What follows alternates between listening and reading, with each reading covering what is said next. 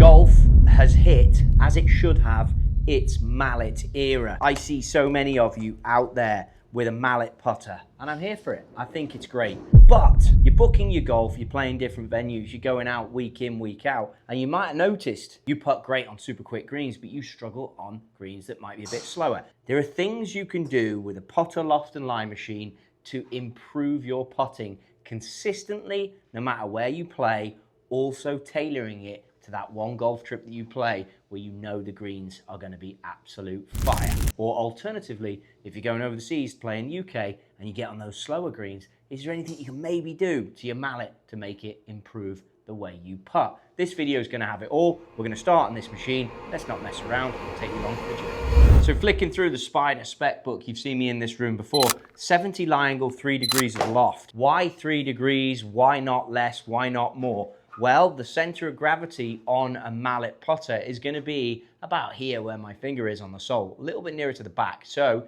you've therefore got some launch. You know from watching me test woods, irons, everything else, launch and spin is key. It's the same with the putter, but obviously you're not moving with as much speed. Therefore, fine little adjustments can make a big difference. So I've got one putter here and it's 3 degrees. Let's give that one a roll as it is. As you put it down and you sole it, which is another key thing you should be doing, you'll notice that you can from the top only see slightly on the leading edge of the white face.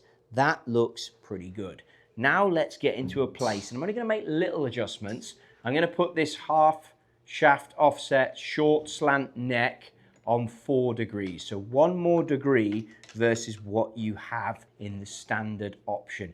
Might not feel much to you guys watching this, but this is what a degree of loft, as we get out and practice with this, can do for your putting and can show up. So right now it's on 3.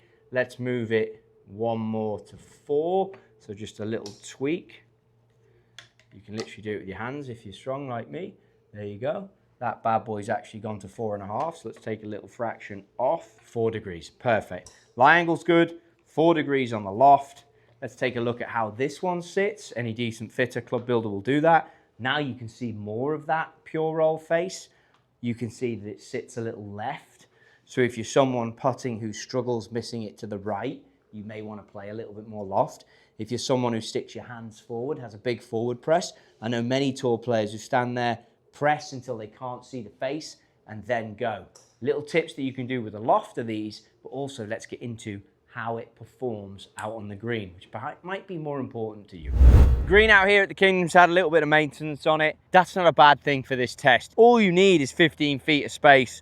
A cell phone helps because it gives you a straight line, and a Sharpie helps. First off, we're going to create our own launch monitor to help us with this. So you end up with something that looks like that, 3 different lines.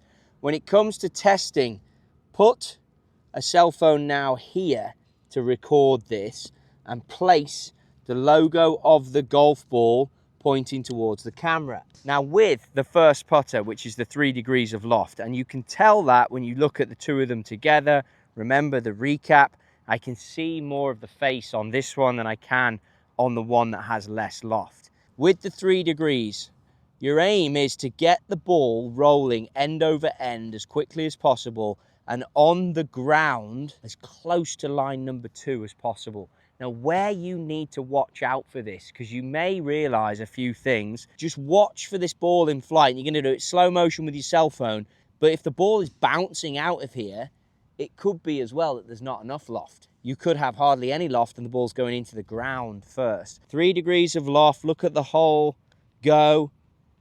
Not overly concerned if it goes in or not, but what you are concerned with is how far past it runs. You don't want to slam it that it goes miles past.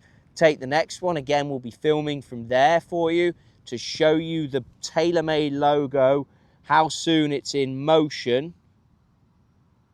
Just leaking out, but the pace is good. Set that up again, give you the 3rd. Okay. Bobbled, off it went. But you should see now, with more loft on this putter, it gets up and above the grass quicker.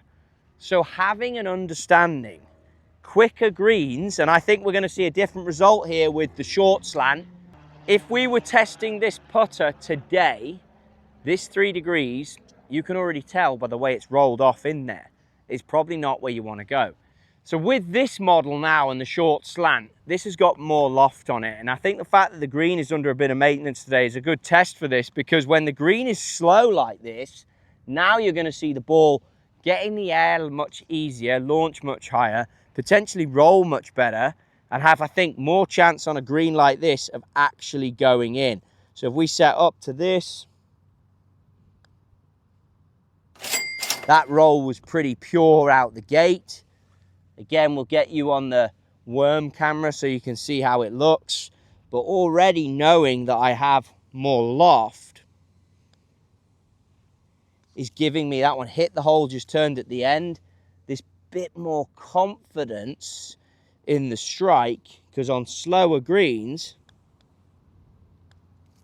more loft is going to be your friend, because it's going to get up and in the air on these slower greens. Also, by having the loft on the blade, you can see it a bit more. It helps you with any forward press motion.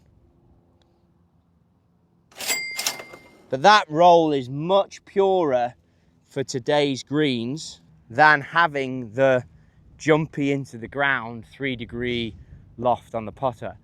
So you really want to keep on top of where you're at. 3 on a normal day is going to be good. You get to the winter when the greens, or maintenance time, 4 degrees. So having a relationship with the loft and lie machine and being able to recognize that sometimes it's not you,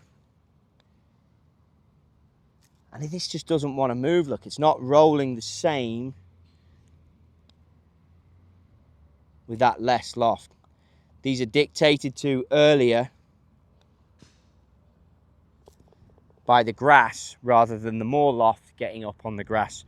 So play around with it, find what works for you. If you're playing on super quick greens all the time, I think you can get into that 2 degrees area, providing you're in a mallet. A mallet putter, as we said earlier, back CG helps the ball get in the air. Most conditions, 4 degrees with the mallet will be too much. But if you're in a situation like this where you need that bit of help, or you're someone who plays your hands with a big forward press forward, 4 degrees is going to be your friend. 2.5 to 3 is a great place to start. Jason Day, Dustin Johnson, they both had lofts on their putters. John Rahm the same, that they'd use on the East Coast versus the West Coast, on Poana versus that Bermuda, or wherever it was they were playing. Different lofts definitely help you for different types of grasses. So understand where you're at, and you can use your putter to help your game.